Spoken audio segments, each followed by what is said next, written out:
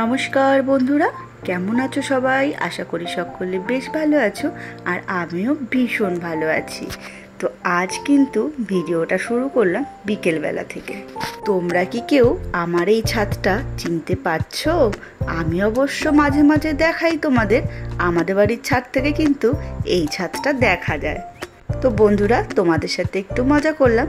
তোমরা তো জানোই এটা আমার বাপের বাড়ি। তো আজ আমি বাপের বাড়ি চলে এসেছি। কি কারণে এসেছি সেটা তো তোমাদের জানাতেই হবে। এখানে তো জোর কদমে কাজবাজ চলছে। বড় মামা, ছোট মামা, এইদিকে হচ্ছে বড় মেসো আর বাবা চলে গেছিল বাজারে।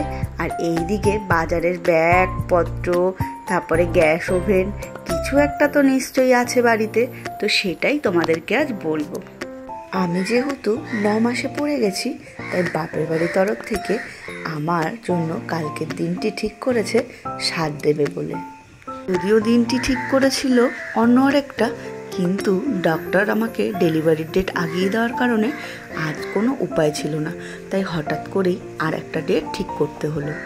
যেহেতু হঠাৎ করেই ডেট ফিক্সড করলো, কিন্তু তার কারণে সেরকমভাবে কিছুই করতে পারছে না। তো যতটুকু পারা যায় ততটুকুই করছে।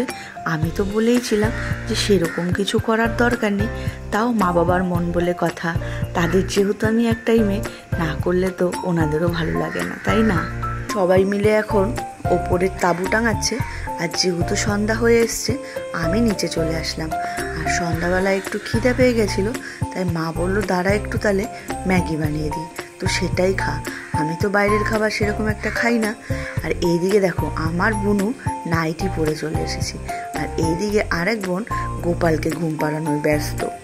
আজ তাড়াতাড়ি গোপাল ঘুম পাড়িয়েছে, তার আবার আরেকটি কাজ আছে। তো দেখে বুঝতেই পারছো তার আরেকটি কাজ কি।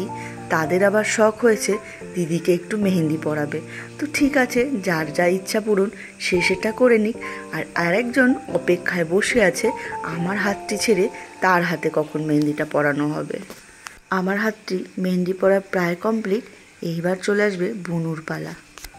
ভালোই সুন্দর মেহেন্দিটা পরিয়েছে, কিন্তু কালকে তোমাদের দেখাবো কিরকম হাতে রং আসলো। আমি কিন্তু বাপের বাড়িতে একা একাই চলে এসেছি তোমাদের দাদাভাইকে ছেড়ে।